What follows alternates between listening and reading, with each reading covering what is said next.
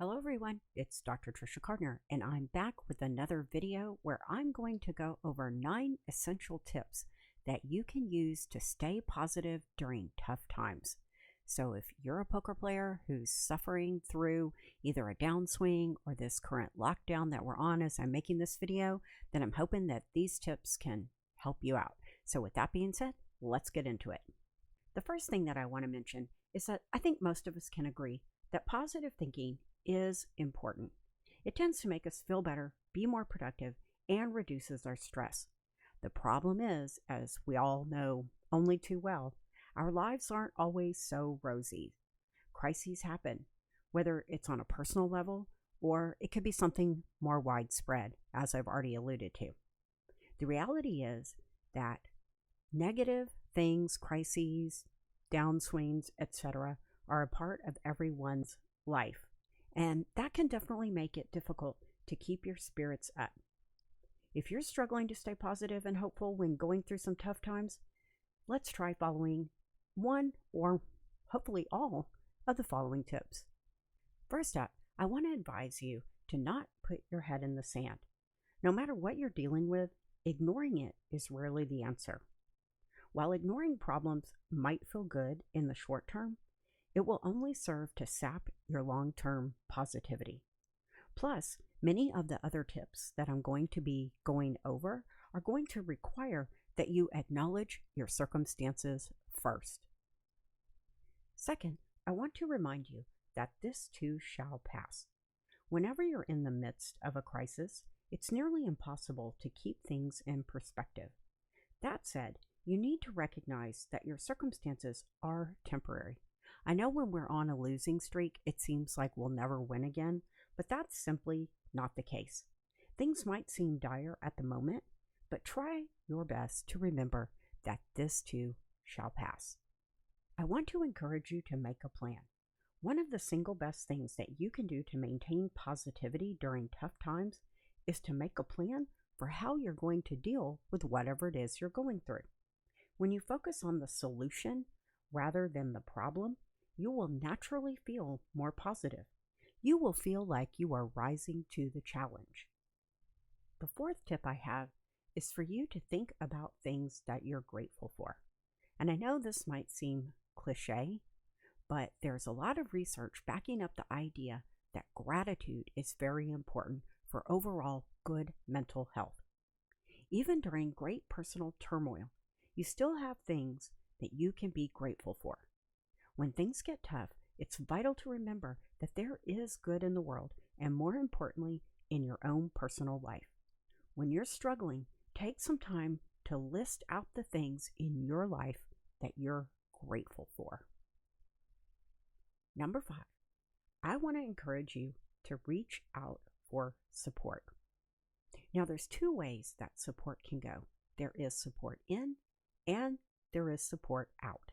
That is, you can reach out to loved ones, family and friends, and offer your support when they're going through hard times. And likewise, you should reach out too if you need assistance and support.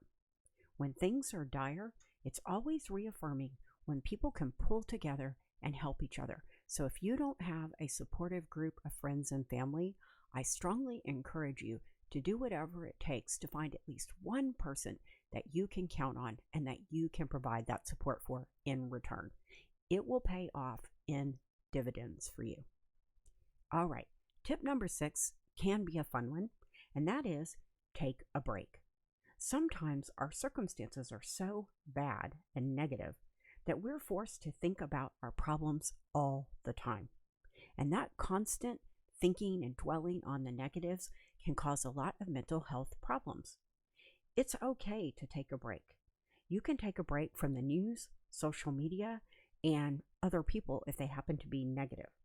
It might not be easy, but taking a break from negative external stimuli can help you maintain a positive attitude. The 7th tip I'd like to offer comes under the heading of journal your feelings. Journaling is a very powerful tool in many ways. By having a place to express your fears and concerns, a journal helps you maintain positivity outside of its pages. You know how good it feels to vent to a friend when things are going poorly or you're feeling upset? Well, you can consider your journal a best friend. And the nice thing is that it's never going to talk back to you in a way that you don't appreciate. And there's a lot of great research that shows that journaling is very powerful in mediating anxiety and depression. So if you haven't taken the time ever to write out your thoughts and feelings about what might be going on with you, now is a great time. And just FYI, you can write in a notebook or on your computer, your phone, whatever you feel like. The medium is not as important as the process of just getting your feelings out on paper. All right, let's step on in to tip number 8. I want you to practice focusing on things that are within your control. Now, in poker, this tends to be particularly challenging because I know when I work with people who are going through downswings, they always want to know, why does the person always suck out on me? Why can I never get there? Those things are outside of your control. And when your world seems like it's spinning out of control, you can feel really helpless. One way to address this and to stay more positive is to focus on the things that are actually under your control. Instead of fretting about things that you don't have any control over, focus on making sure that you do the best job you can on all the things that are under your control. And that is definitely going to help your mindset out a great deal.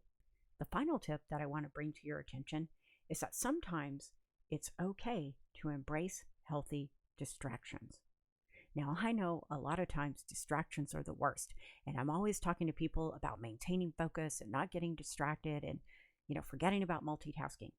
But sometimes it's okay to have a healthy distraction.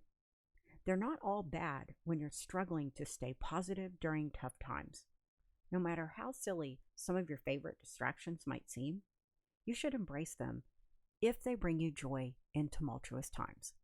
Things like art, drawing, coloring, watching funny videos, going for a walk, exercise. Those are all great potential distractions that can take your mind off of either running bad or being in a quarantine as we are now.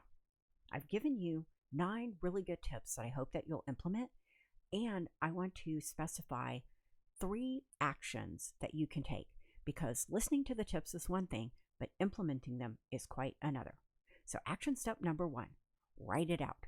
Get yourself a notebook or write on your iPad or your computer, your phone, whatever you like. But take 5-10 minutes every day for a week or 2 and focus on just writing your feelings out. See how you feel after that week or 2 period of time. I think if you stick with it, you're going to find that it ends up very beneficial, even if at the get-go you feel like it might be a little silly. The second action step I'd like to encourage you to take is to reach out. Get together with some like-minded people. Now, as I'm making this video, it is in 2020 and virtually the whole world is on lockdown. That doesn't mean that you can't get support. You may have to do it in a more virtual manner, whether that's through Discord group, Facebook groups, could be FaceTime, Zoom, whatever the case may be. You can still find ways to get that support, and I really encourage you to join some groups or some Discord groups or Slack channels.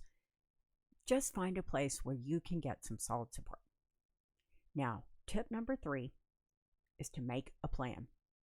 Whenever we are going through something, we can feel super out of control.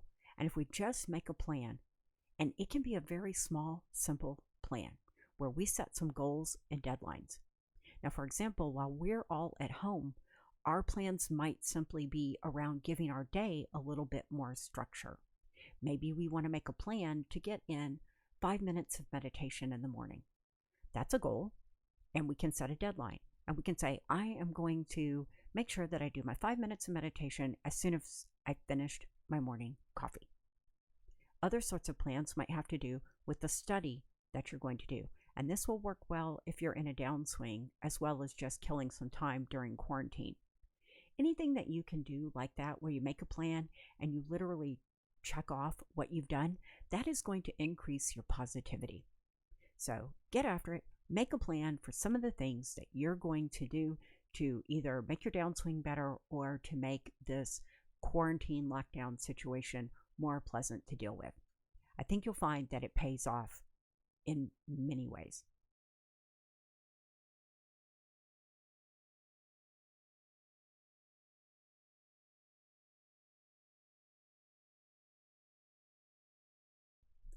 I hope you've enjoyed this video, and if you would like to get more mindset training, I encourage you to check out my website, peakpokermindset.com.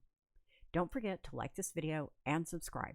And just FYI, I'm going to put some of my favorite positivity books down in the description bar, and I'm also going to put a link to my course, Escape from the Downswing Trap, which is available over at peakpokermindset.com, and I'm going to leave a coupon code down below where you can get 50% off. If you have any questions, comments, or ever-present random thoughts, be sure to leave a comment below, or you can come join my private Facebook group at Poker Mindset Mastery Lab, and I'll be happy to have you and happy to help. Until next time, keep working on that mindset.